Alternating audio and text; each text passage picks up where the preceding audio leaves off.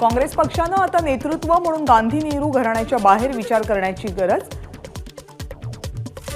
माजी दिवंगत राष्ट्रपती प्रणव मुखर्जी यांच्या कन्या शर्मिष्ठा मुखर्जी यांचं परखड मत. जयपूर सांस्कृतिक महोत्सवामध्ये केलं वक्तव्य.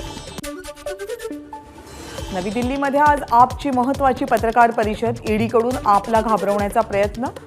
मंत्री आतिशी यांचा सरकारवर आरोप.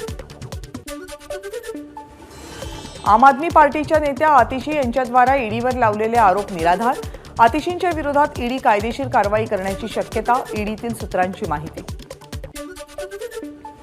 मुंबईमधल्या 6 लोकसभा मतदारसंघांवर भाजपच्या केंद्रीय नेतृत्वाचं विशेष लक्ष.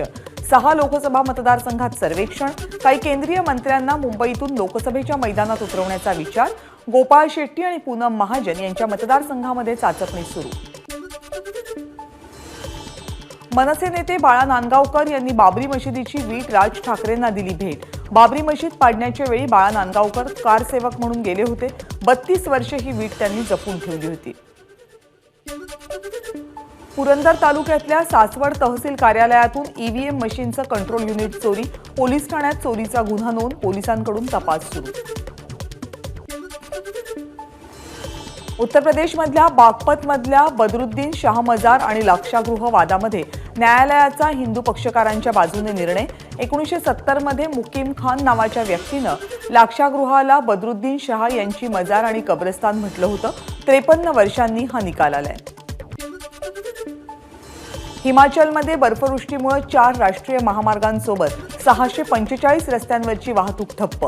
रस्त्यावर वाहनं घसरत असल्यामुळे वाहतूक विस्कळीत. शिमला, चंबा, कुल्लू, लाहौल, स्पिती आणि किन्नौर या जिल्ह्यांमधील शेकडो गावांचा संपर्क तुटला. वीज पुरवठाही ठप्प.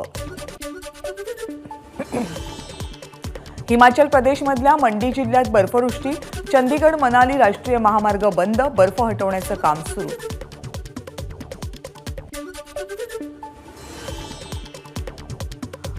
जम्मूतील काट्रामधील वैष्णोदेवी मंदिर परिसर बर्फानं आच्छादला. कटरामधल्या वैष्णोदेवी मंदिराच्या डोंगरावर सध्या बर्फाची चादर.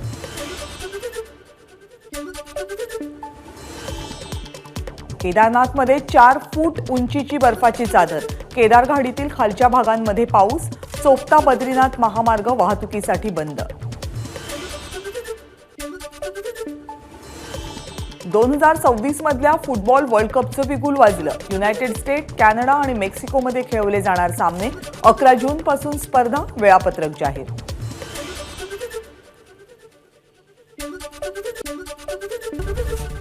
एबीपी माझा, उघडा डोळे बघा नीट.